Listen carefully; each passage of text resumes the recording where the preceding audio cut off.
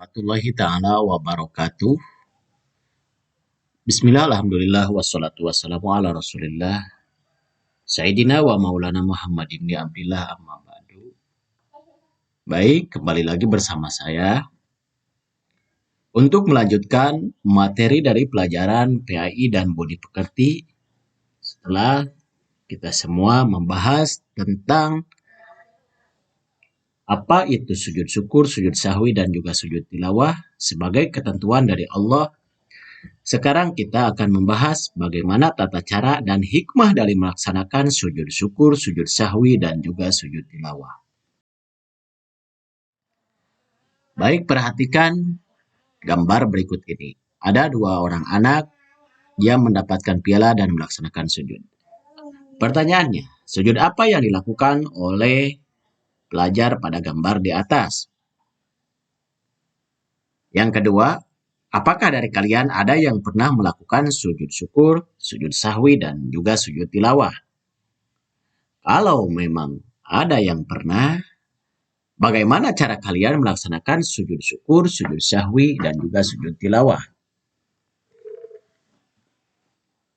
Dan apa hikmah dari sujud syukur, sujud sahwi, dan juga sujud tilawah dalam menjalani kehidupan sehari-hari? Untuk pertanyaan ini, akan langsung kita bahas dari awal tata cara melaksanakan sujud. Adalah tata cara melaksanakan sujud syukur. Untuk melaksanakan sujud syukur, pertama, kita melaksanakan sujud dengan takbiratul ihram dan juga niat sujud syukur.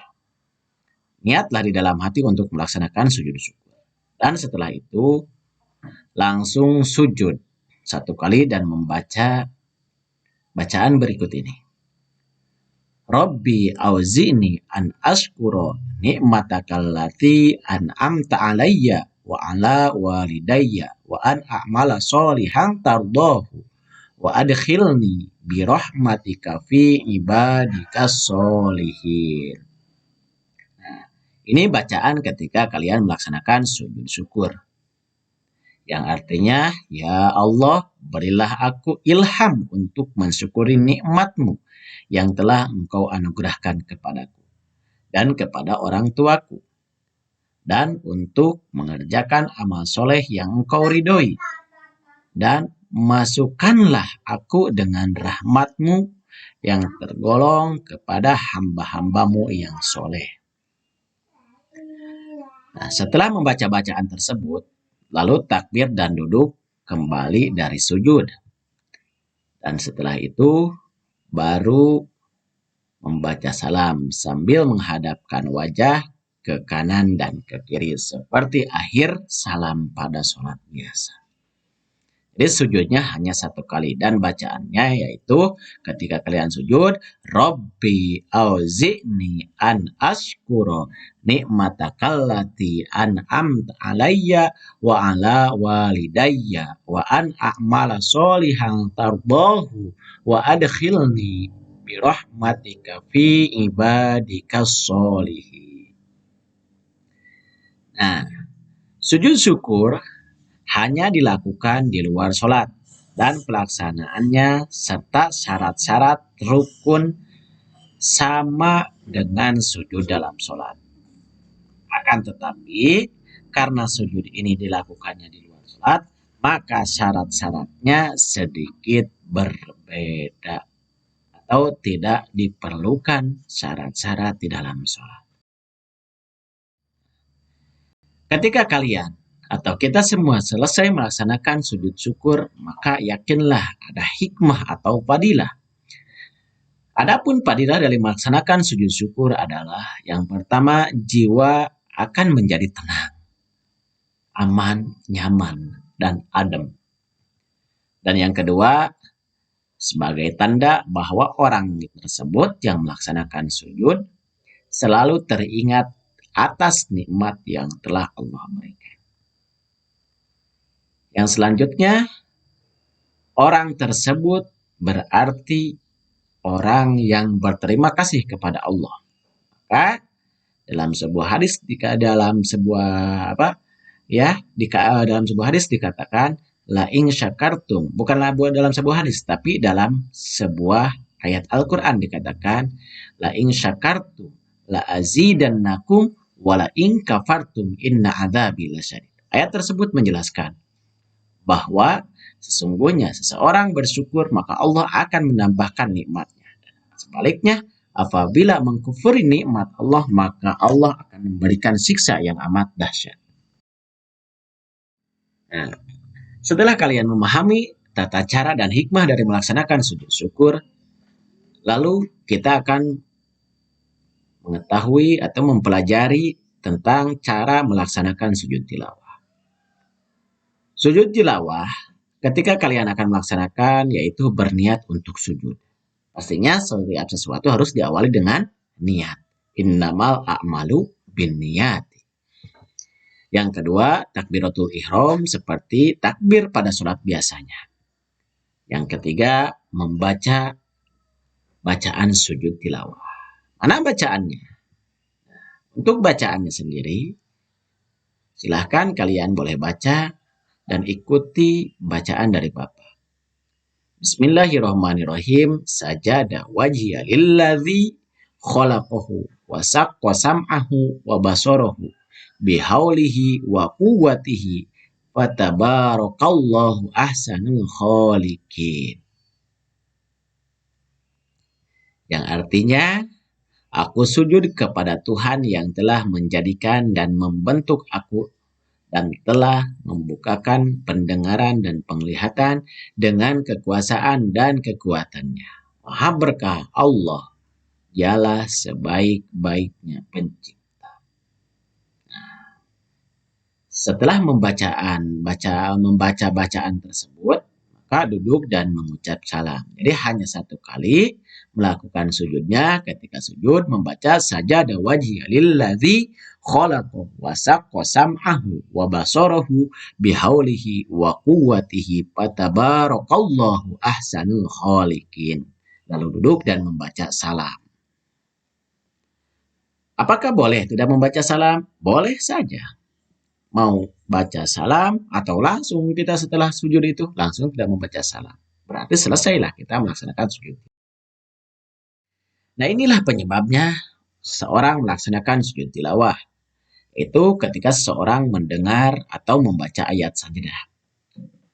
Yang pertama, ada di dalam ayat Al-Quran, ya ayyuhalladzina amanurka'u wasjudu wa'budu rabbakum waf'alul khaira la'allakum tuflihun. Di sana ada kata warka'u wasjudu. Ada kata wasjudu berarti itu ayat sajadah. Yang kedua, kalla la tuti wasjud waqtarib. Ada kata la tuti wasjud. Ada kata sujud. Maka diperintahkan untuk melaksanakan. Ketika seseorang telah melaksanakan sujud tilawah, maka akan mendapatkan fadilah daripada sujud tilawah tersebut. Nah, ini ada sebuah hadis yang diriwayatkan oleh Abu Hurairah, bahwasannya Rasulullah Shallallahu Alaihi Wasallam bersabda, yang artinya apabila seorang membaca ayat sajdah lalu ia sujud, atau mendengar ayat sajdah lalu ia sujud, maka menyingkirlah setan dengan menangis dan berkata, sungguh celaka aku, kata setan itu, ketika manusia diperintahkan untuk sujud lalu ia sujud, maka baginya surga. Sedangkan aku diperintahkan sujud, tetapi aku membangkang, maka bagiku adalah neraka. Kan kita, setan, manusia, jin, itu diperintah untuk ibadah, untuk bersujud. Tapi anehnya, iblis ataupun setan tidak pernah sujud dan membangkang. Bahkan Allah memerintahkan untuk sujud kepada Nabi Adam pun, setan, iblis itu tidak melaksanakan perintah Allah untuk sujud kepada Nabi Adam. Maka baginya mereka.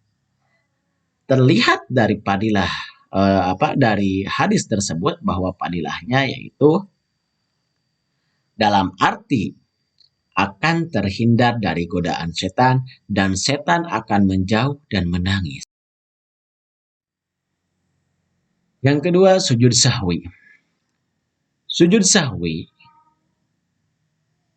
itu adalah sujud karena lupa atau ragu pada rangkaian sholat. Sujud sahwi dilaksanakan 2 kali seperti sujud biasa yang dilakukan sebelum memberi salam dalam sholat atau sebelum salam dalam sholat, dan hukumnya pun sunat, bukan rangkaian daripada sholat. Tata caranya, yang pertama, ketika masih dalam sholat, berarti sebelum salam. Sebelum salam atau setelah selesai tasyahud akhir, takbir kembali, tapi bukan takbiratul ihram, kemudian sujud membaca 3 kali bacaan sujud sahwi. Setelah membaca, bangun dari sujud dan mengucapkan takbir, dan setelah bangun dari sujud, duduk di antara sujud 2, membaca bacaan Rabbi firli warhamni wasburni dan seterusnya. Lalu takbir dan sujud yang kedua kalinya. Ini untuk sujud sahwi. Dan membaca lagi 3 kali bacaan sujud sahwi. Lalu bangun dan setelah itu takbir kembali dan selesailah sholat dengan membaca salam. Nah, yang kedua, ketika setelah selesai sholat, bolehkah melaksanakan sujud sahwi setelah selesai melaksanakan sholat? Boleh, dengan syarat-syarat tertentu. Di antaranya, jangan terpisah dengan jarak dan ruang ataupun tempat yang berbeda. Contoh, waktunya sudah 1 jam dari sholat, maka tidak usah melaksanakan sujud sahwi. Tempatnya sudah berbeda, tadi di masjid kita melaksanakan sholat, maka tidak perlu lagi melaksanakan sujud sahwi karena sholatnya pun sudah berlalu. Adapun tata caranya sama saja ketika masih dalam sholat. Hanya ketika kita sudah berpaling dari kiblat, kembali lagi menghadap kiblat dan membaca takbir Allahu Akbar, langsung sujud, membaca 3 kali bacaan sujud sahwi. Yang kedua, bangun dari sujud seperti biasanya, langsung duduk di antara kedua sujud 2 dan membaca Rabbi firli warhamni dan seterusnya. Dan takbir melakukan sujud yang kedua, membaca 3 kali bacaan sujud, yang seterusnya bangun dari sujud dan membaca takbir lalu membaca salam. Selesailah pelaksanaan sujud sahwi. Wala yashu. Bacaan ini dibaca 3 kali pada 1 kali sujud.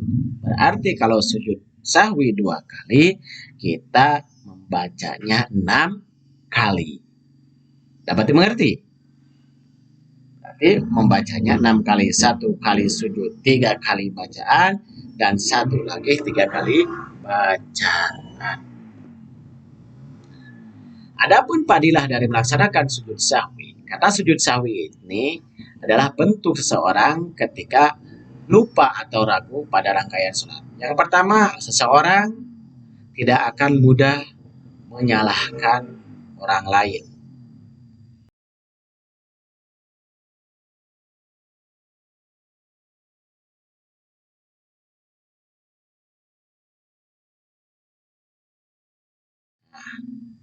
Atau terhindar dari kesombongan. Yang kedua, menerima akan kesalahannya, karena setiap manusia itu tempatnya salah.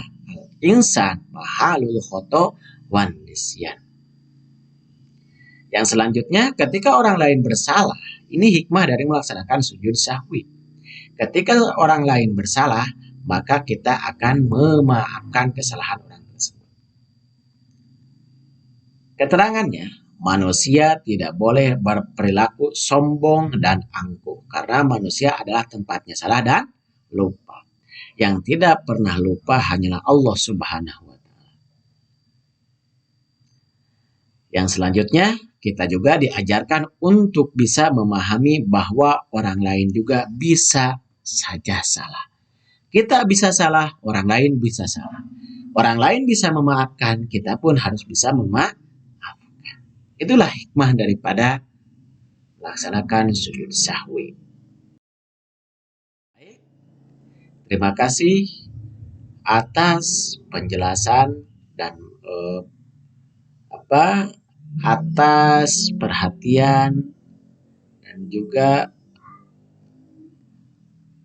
pencermatan atau penghayatan kalian dari video pembelajaran tentang tata cara dan hikmah melaksanakan sujud syukur, sujud sahwi, dan juga sujud tilawah.